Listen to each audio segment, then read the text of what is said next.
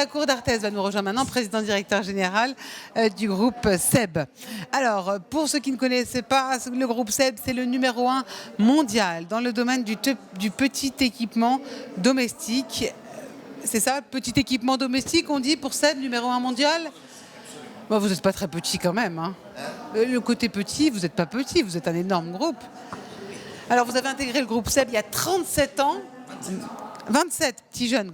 Le Made in France a toujours été au cœur de votre réflexion, de votre ambition du groupe. En 2021, le Made in France, c'est plus que jamais une nécessité.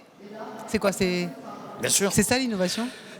Oui, bien sûr, bien sûr. De toute façon, vous savez, on est dans un métier qui a été, avec le textile sans doute et le jouet, le plus délocalisé.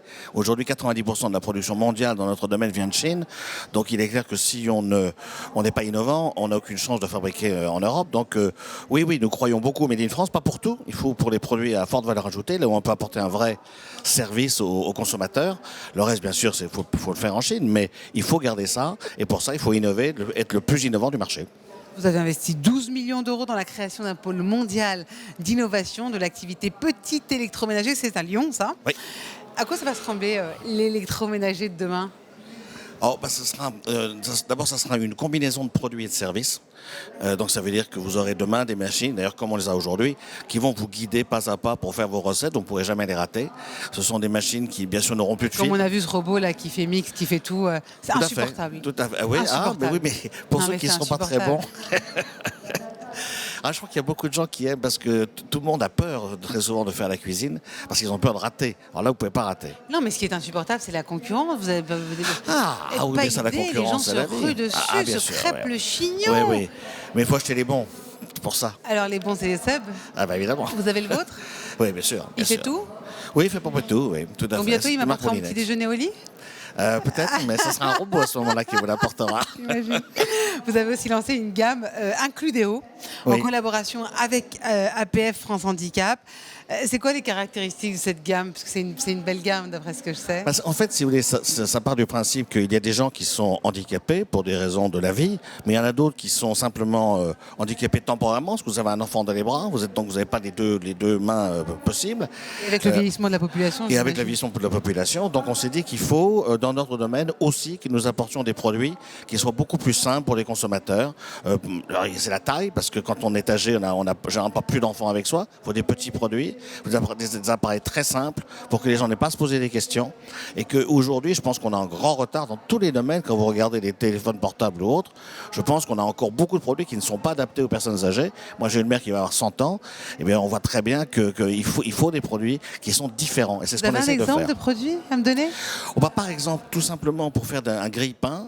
Vous savez, c'est pas toujours très facile de retirer de dos. Il faut faire un système qui permet d'ouvrir complètement pour que les personnes âgées qui ont moins d'agilité avec les mains puissent justement ne pas se brûler. Et c'est vrai, donc il y a plein d'idées qui font qu'on peut faciliter la vie quotidienne. Nous, notre mission, c'est faciliter et embellir la vie quotidienne des gens, du monde entier. Puisqu'effectivement, notre terrain, c'est le monde, puisque la France ne représente plus que 10% de notre chiffre d'affaires. Mais nous pensons que les besoins peuvent être différents. On peut faire des cuiseurs à riz en Chine et des friteuses en France, mais de toute façon, on s'occupe de la vie quotidienne des gens. Et comment vous faites pour faire des brainstorming comme ça avec vos équipes? Parce que j'imagine que les besoins sont différents en France ou dans le monde entier.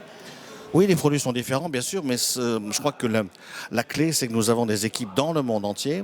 Nous faisons beaucoup d'acquisitions, et quand on fait des acquisitions, c'est très souvent pour acquérir des forces de vente, des marques, parce que dans notre métier, on s'est rendu compte qu'il y a un affect extraordinaire des marques. Tout le monde se souvient de la marque qu'utilisait sa mère. Évidemment. Quand on était petit. Et donc, vous aviez aussi une sacrée campagne de pub. Hein. Le SEB, c'est bien, ça a marché. Oui, tout à fait. Mais en Colombie, on s'appelle Imoussa, parce que Imoussa est aussi connu que SEB en France. Et puis en Chine, on s'appelle Support. Et donc on a des marques, et ce qu'on acquiert aussi en achetant toutes ces sociétés, c'est aussi des gens qui sont nés dans le pays et qui donc pensent produits. Quand vous êtes en Chine, un des appareils majeurs, c'est l'appareil à faire du lait de soja. Si vous êtes français, le lait de soja, c'est pas terrible. Et c'est très mauvais d'ailleurs, pour nous. Mais pour les Chinois, c'est très bon. Donc il vaut mieux avoir des Chinois pour les inventer. Et c'est peut-être ça votre force, justement, la flexibilité et Je pense l'agilité. que c'est l'agilité et puis C'est ça, le la fait d'être conquête, mondial. Oui, je crois que c'est la conquête, c'est ça. Mais pour ça, il faut justement attirer les gens et pour ça, il faut les comprendre. Et pour les comprendre, il faut, nous, on attache beaucoup d'importance à parler les langues. On n'en voit que des gens qui parlent les langues, qui apprennent la culture, parce que je crois qu'on peut être vraiment amis que si on connaît bien les gens.